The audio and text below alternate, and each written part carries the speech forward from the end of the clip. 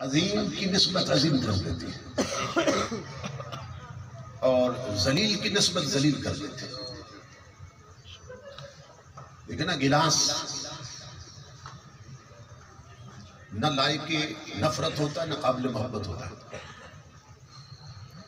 ایک ضرورت کی شے ہے،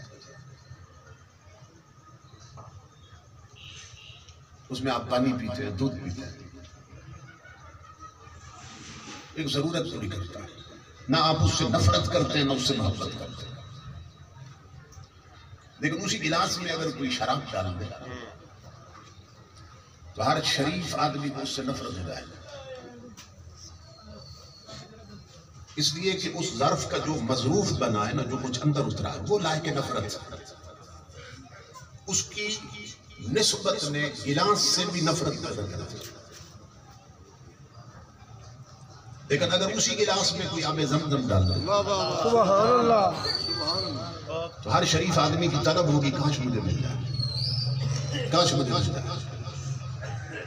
کیوں؟ اس لیے کہ عظیم کی نسبت نے اسے عظیم بنا دیا. تو نسبت عظیم کر دیتی. ساری زمین کس نے پیدا کی؟ اللہ رب العزت نے پیدا کی. پوری زمین کا وہ خالق ہے، لیکن زمین کا کچھ حصہ ہے جس کی وہ قسم کھاتا ہے. ساری زمین کی نہیں، کچھ حصہ ہے اس کی وہ قسم کھاتا ہے. لا اقسم بہذا البلد وانت حل بہذا البلد. محبوب مجھے شہر مکہ کی قسم، مجھے ان گلیوں کی قسم جن میں تو خرام ناز کرتا ہے، مجھے اس خاک کی قسم جس پہ تو نالین رکھ کے گزر جاتا ہے. ان کا خرام ناز بھی ہے میں قدم بدست، جس سمت چل دیے ہیں ادھر بے خودی ہوئی. تو خاک پہ قدم رکھ کے گزر جاتا ہے، مگر میں ان ذروں کی قسم کھاتا ہوں جو خاک کو نسبت ہو گئی حضور کے ساتھ. سبحان اللہ. تو خاک اتنی بلند ہو گئی کہ اللہ رب العزت اس کی قسم کھاتا ہے. سبحان اللہ. ہر گھر میں بیویاں ہیں، وڈیروں کی بیویاں، جاگیرداروں کی بیویاں، امیروں کی بیگمان، مگر وہ خوش بخت عورتیں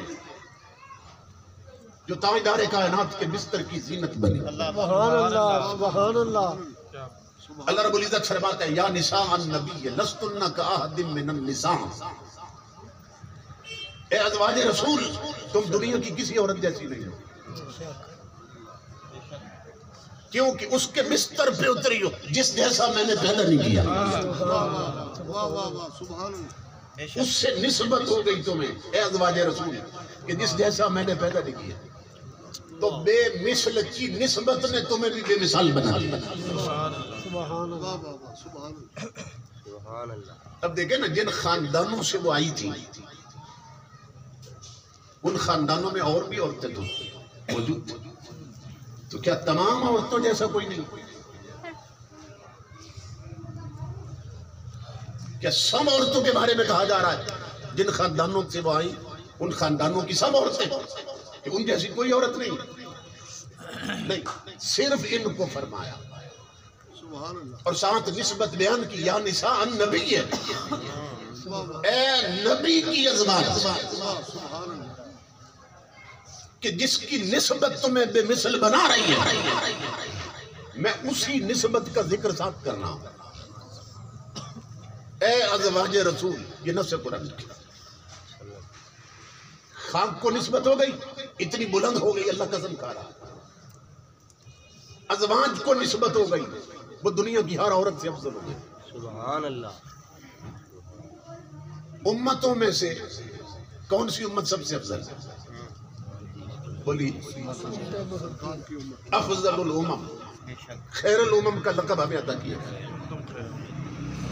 کنتم خیر امت اخرجت للناس. اللہ فرماتا ہے محبوب کی امت تم سب سے بہتر امت. سبحان اللہ. اب یہ جو بہتری ہے نا ہماری بہتری کہ ہم سب سے بہتر ہیں، اس کا سبب کیا ہے؟ کیوں بہتر ہے؟ سبحان اللہ کوئی کہے کہ ہم نمازی بہت اچھے ہیں، کوئی کہے کہ ہم حاجی بہت اچھے ہیں، کوئی کہے کہ ہم تبلیغی بہت اچھے ہیں. نہیں، اللہ نے اس نسبت کی بات ہی نہیں کی. یوں بھی تو فرما سکتا تھا تم سب سے بہتر نمازی ہو، تم سب سے بہتر حاجی ہو، تم سب سے بہتر تبلیغی ہو، مگر کیا فرمایا؟ تم سب سے بہتر امت ہو. اس پہ غور کریں. کنتم خیر امت، تم سب سے بہتر امت. سبحان اللہ کیوں؟ فرمایا نماز کی نسبت سے نمازی بنتا ہے، حج کی نسبت سے حاجی بنتا ہے، تبلیغ کی نسبت سے تبلیغی بنتا ہے، اور کملی والے کی نسبت سے امت بنتی ہے. سبحان اللہ سبحان اللہ تو ہم جو خیر الامم بنے وہ بھی حضور کی نسبت سے. کیا بات ازواج رسول بے مثل بنی تو حضور کی نسبت سے. خاک مکہ اتنی بلند ہوئی کہ اللہ نے قسم کھائی تو محبوب کی نسبت سے. آسمانی کتابیں کتنی ہیں؟ 4. توریت، انجیل، زبور اور قرآن پاک. تو چاروں میں سے افضل کون سی؟ قرآن پاک. تو کبھی آپ نے اس پہ غور کیا کہ چاروں میں سے قرآن افضل کیوں ہے؟ جب چاروں اللہ کا کلام ہے اور کلام اللہ کی صفت اور اس کی صفات اتار چڑھاؤ نہیں ہے، وہ تمام صفات کمالیہ سے متصف ہے. توریت بھی اس کا کلام، انجیل بھی اس کا، زبور بھی، قرآن بھی. تو اللہ کا کلام اللہ کے کلام سے افضل کیسے ہو گیا؟ بڑی باریک بات. اللہ کا کلام یہ بندے کا تو نہیں ہے، کلام اس کی صفت ہے اور وہ صفات کمالیہ سے متصف ہے. تو اللہ کا کلام اللہ کے کلام سے افضل کیسے ہو گیا؟ اور پوری امت کا عقیدہ ہے قرآن سب سے افضل ہے. آواز آ رہی ہے کہ اگر قرآن کی فضیلت سمجھنا چاہتے ہو تو پھر کتابیں دینے والے کو نہ دے، قرآن لینے والے کو دے.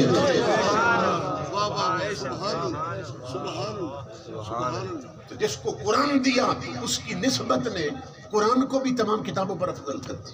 سبحان اللہ. مٹی کو نسبت ہو گئی، وہ ہر مٹی سے بلند ہو گئی. ازواج کو نسبت ہو گئی، وہ سب عورتوں سے بلند ہو گئی. امام الانبیاء کے غلام. امت کو نسبت ہو گئی، وہ خیر الامم ہو گئی. قرآن کو نسبت ہو گئی، قرآن سب کتابوں سے افضل ہو گئے. تو ہم اہل سنت یہی بات دنیا کو سمجھاتے پھرتے ہیں. یہ قرآن و سنت کا نچوڑ ہے. امام الانبیاء کے غلاموں، ہم یہ عقیدہ دے رہے ہیں جھگڑے مت کرو، نادان. ہر گھر میں عورت ہے مگر جو رسول کے گھر کی عورت ہے وہ ہر گھر کی عورت سے افضل ہے. ہر گھر میں بیوی ہے مگر جو رسول کی ازواج محترمہ ہے وہ ہر گھر کی بیوی سے افضل ہے. ہر گھر میں اولاد ہے مگر جو رسول کی اولاد ہے وہ ہر گھر کی اولاد سے افضل ہے. ہر نبی کے اصحاب ہے مگر جو محمد عربی کے اصحاب ہے وہ ہر نبی کے صحابیوں سے افضل ہے. ہر گھر میں داماد ہے مگر جو رسول کے داماد ہیں وہ ہر گھر کے داماد سے افضل ہے. اور جس کی نسبت میں اتنی عظمت ہے اس کی ذات میں کتنی عظمت ہوگی.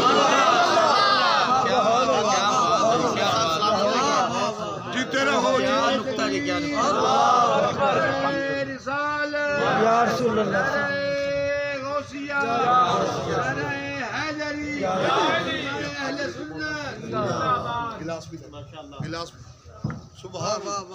ہر گھر میں بیٹی ہے مگر جو رسول کی بیٹی ہے بڑی بات، وہ ہر گھر کی بیٹی سے افضل.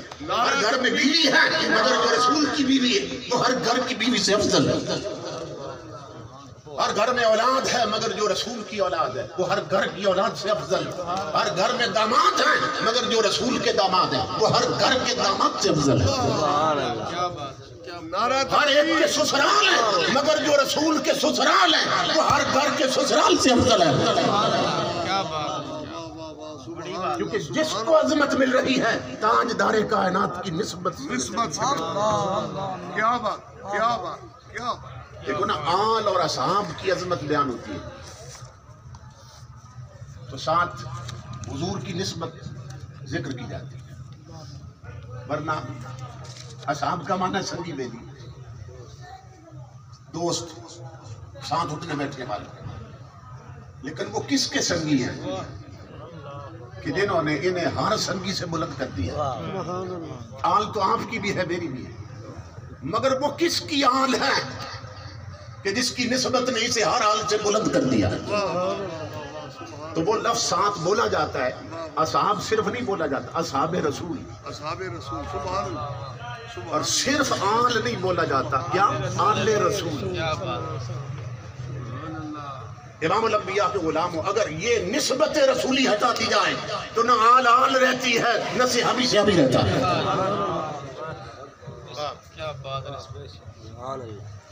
تو جس کو بلند کرتی ہے حضور کی نسبت بلند کرتی ہے، یہ ذہن میں رکھیں، بڑی بات ہے۔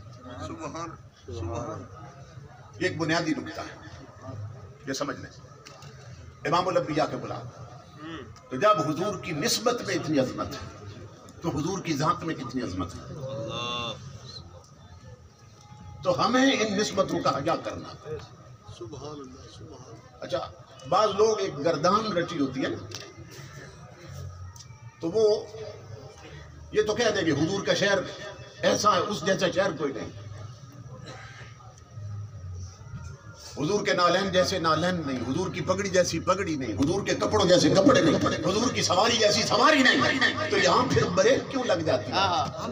اب بولنا اس کے اصحاب جیسے کسی کے اصحاب نہیں، اس کی اولاد جیسی کسی کی اولاد نہیں، حضور کی ہر نسبت میں مثل اور بے مثال ہے۔ یہی اہل سنت کا عقیدہ ہے۔ سبحان، اور تو بانت بانت کی بولیاں بولی جا رہی ہیں نا، نئی نئی بولیاں سامنے آ رہی ہیں، تو بولی وہی اچھی ہے جو میر علی شاہ بول گئے، جو غریب نواز بول گئے، جو امام احمد رضا بریلوی بول گئے۔ امام الانبیاء کے غلام ہوں، چونکہ بطور خاص مجھے حکم دیا گیا کہ میں نے بارگاہ ولایت معاب میں خراج عقیدت پیش کر، اور حضور سیدہ کائنات کی بارگاہ میں خراج عقیدت پیش کر۔ میں یہ سمجھتا ہوں کہ آج کے اس فتنوں کے دور میں جب ہماری عورتیں حیا سے عاری ہوتی جا رہی ہیں، ان کے سامنے تاجدار کائنات کی بیٹیوں کا نمونہ رکھنا چاہیے۔ اگر ہم چاہتے ہیں کہ ہماری بیٹیوں کے اترے ہوئے دوپٹے پھر واپس آئیں ضرور، اور آنکھوں کا چھنا ہوا حیا پھر واپس آ جائے، سینوں کی نکلی ہوئی غیرت پھر لوٹ آئے، تو امام الانبیاء کے غلاموں، بیٹیوں کے ہاتھ سے ہمیں رومانٹک ناول چھیننے ہوں گے اور انہیں سیرت فاطمہ زہرا کی کتابیں تھمانی ہوگی، انہیں سیرت خاتون جنت سے آشنا کرنا ہوگا، انہیں دہلیز فاطمہ پہ اتارنا ہوگا، اور انہیں ازواج رسول اور بنات رسول کی چوکٹ پہ لانا ہوگا۔ ہمارے سکولوں میں کالجوں میں بزم ادب ہوتی تھی، اس میں کیا ہوتا تھا؟ بچیوں کو سکولوں میں پہلے تلاوت، پھر نعت شریف، اور پھر سیرت سیدہ عائشہ صدیقہ پہ، سیرت خدیجہ الکبریٰ، سیرت بنات رسول پہ، سیرت فاطمہ الزہرا پہ تقریریں لکھ کے دی جاتی تھی۔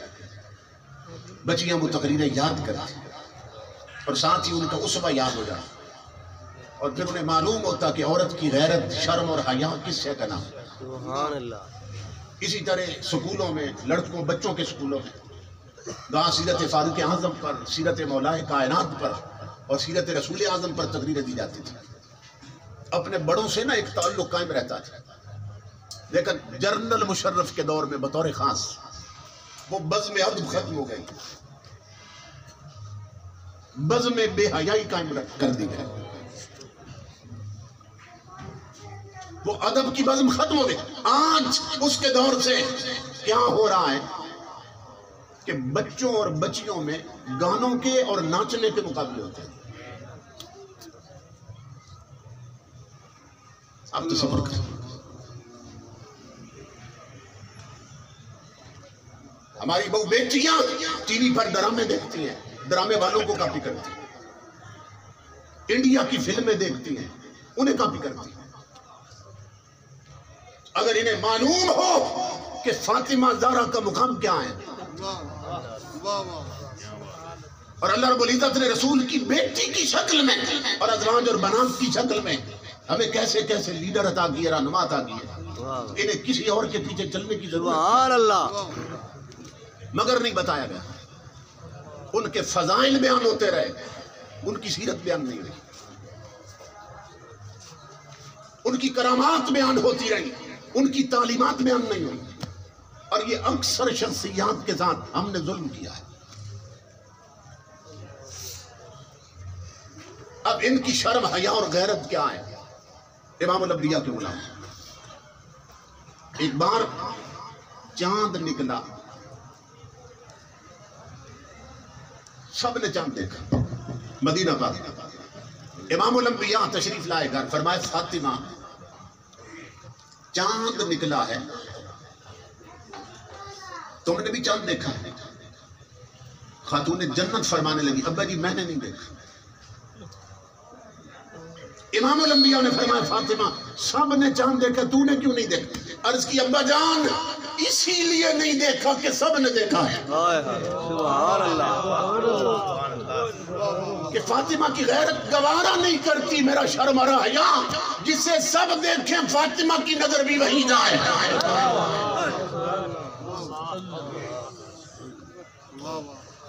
اگر عورتوں کو بتا دیا جائے عورت کی شرم اور حیا اور غیرت کس سے کا نام ہے؟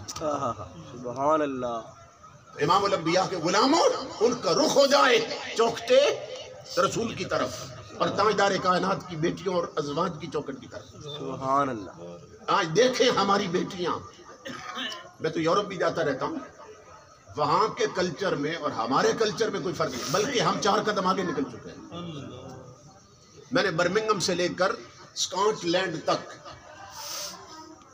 اسکاٹ لینڈ کے شہر ہیں ایڈنبرا ہے، گلاسکو ہے، ڈنڈی تک ان کی نیشنل کوچز میں سفر کیا ہے۔ کسی کوچ میں کوئی گانا نہیں ہے، کوئی ایل سی ڈی نہیں لگی، کوئی ٹی وی نہیں چلتا، کوئی میوزک نہیں ہوتی۔ ہم یورپ کی کاپی کرتے کرتے اتنا آگے نکل گئے کہ بے حیائی میں انہیں پیچھے چھوڑ دیے۔ آج کوئی شریف آدمی بڑی بڑی کوچوں میں اپنی فیملی کے ساتھ سفر نہیں کر سکتا۔ ملک بنا ہے کلمے کے نام پر، اور اس کی بڑی بڑی کوچوں میں ایل سی ڈیز لگی ہیں اور انڈیا کی فلمیں چل رہی ہیں، یعنی فلمیں کافروں نے بنائی اپنے کفر کے مطابق، اور ہمارا ملک بنا کلمے کے نام پر، اور کافروں کی بنائی ہوئی فلمیں اتنی وہاں نہیں دیکھی جاتی جتنی یہاں دیکھی جا رہی ہیں۔ سروں سے دوپٹے اتر گئے، آنکھوں کا حیا چھن گیا، لباس غیر اسلامی ہو گئے، اور گھروں سے حضور کا دین رخصت ہو گیا، لیکن مردوں نے منہ میں دہی جمائے رکھی، بیٹیوں کے نام رکھ دیے، یہ کنیز عائشہ ہیں، یہ کنیز فاطمہ ہیں، مگر اسے فاطمہ اور عائشہ کی سیرت پڑھائی نہیں۔ اگر انہیں معلوم ہوتا فاطمہ زہرا کی ہم کنیزیں ہیں تو بازار میں نکلتی نا تو فلمی ناگن نظر نہ آتی، فاطمہ کے گھر کی لونڈی نظر آتی ہے۔ واہ واہ واہ واہ واہ واہ واہ۔ ایک بار امام الانبیاء نے مسجد نبوی میں اصحاب پیغمبر کی مجلس لگی، حضور نے پوچھ لیا میرے صحابی بتاؤ عورت کی سب سے بڑی خوبی کیا ہے؟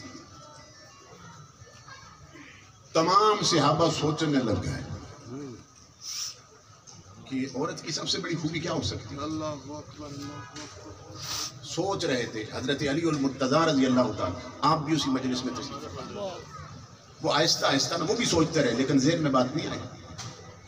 وہاں سے نکلے اور سیدھے گھر جا پہنچے۔ خاتون جنت نے پوچھا میرے سرتاج آج کچھ فکر مند لگتے ہیں، فرمایا فاطمہ ایک فکر حضور نے لگا دی، آج حضور نے پوچھ لیا بتاؤ عورت کی سب سے بڑی خوبی کیا ہے؟ تو کسی کو جواب نہیں آ رہا دینا۔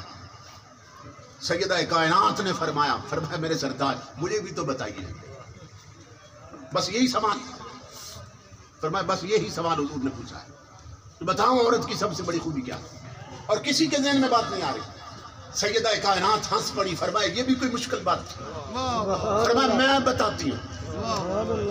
میں بتاتی ہوں، میرے سرتاج عورت کی سب سے بڑی خوبی یہ ہے، میری ماں بہنوں بیٹیوں سنو، اور میک اپ کر کے بازاروں میں پھرنے والی ہو، تو آدھے ننگے جسم لے کر پارکوں میں اترنے والی ہو، سنو رسول اللہ کی بیٹی کا پیغام سیدہ کائنات فرما رہی ہے، عورت کی سب سے بڑی خوبی یہ ہے وہ کسی غیر محرم کو نہ دیکھے، کوئی غیر محرم اسے نہ دیکھے۔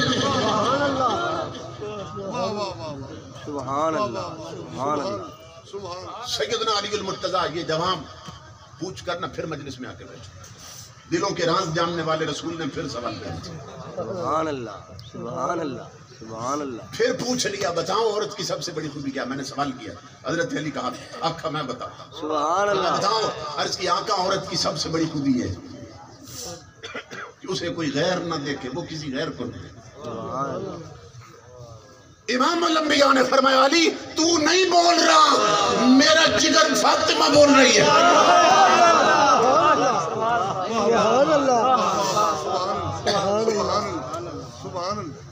میرے آقا کے غلاموں، ہماری وہ بیٹیاں جہنم کی طرف بھاگ رہی ہیں،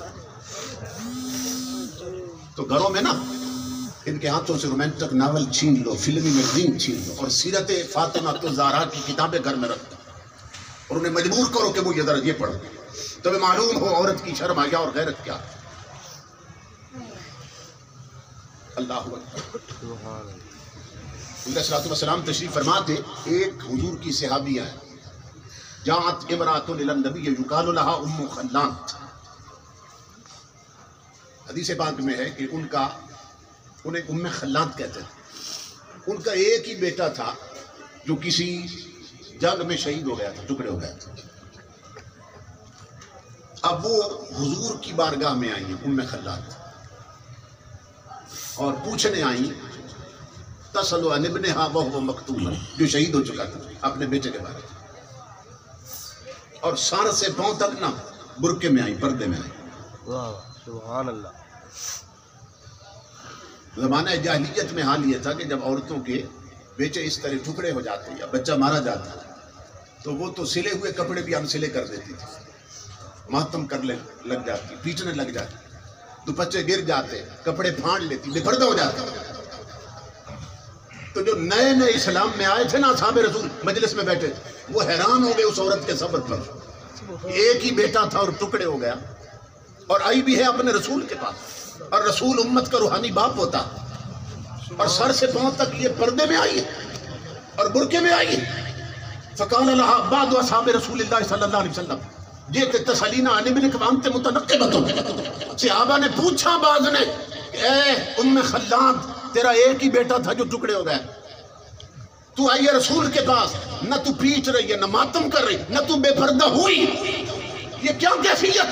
تو جو انہوں نے جواب دیا وہ کوئی فاطمہ زہرا کے در کی کنیز ہی دے سکتی ہے۔ سبحان اللہ۔ سننا جواب کیا دی، فرمایا نرزا ابنی فلا نرزا حیائی، فرمایا سنو میرا بیٹا گیا ہے، میری غیرت تو نہیں چلی گئی ہے کہ میں بے پردہ ہو جاؤں۔ تاجدار کائنات کے غلاموں، یہ حضور صلی اللہ علیہ وسلم کے در کی لونڈیوں کا پردہ اور حیا ہے، تو خود حضور کی بیٹیوں کا حیا اور پردہ کیا ہوگا، اور ازواج کا حیا اور پردہ کیا ہوگا۔ تو یہ وہ ہستیاں ہیں جنہیں اللہ رب العزت نے ہمارے لیے نمونہ بنا دیا، نمونہ بنا دیا۔ سبحان اللہ۔ علی کا گھر بھی کیا گھر ہے، جس گھر کا ہر ایک بچہ جسے دیکھو وہی شیر خدا معلوم ہوتا، کیونکہ اللہ رب العزت نے انہیں ہمارے لیے ماڈل بنا دیا، انہیں ہمارے لیے نمونہ بنا دیا۔ میں نے جو الفاظ تلاوت کیے ان میں اللہ رب العزت نے فرمایا فَاسْأَلُوا أَهْلَ الذِّكْرِ إِن كُنتُمْ لَا تَعْلَمُونَ، اے نہ جان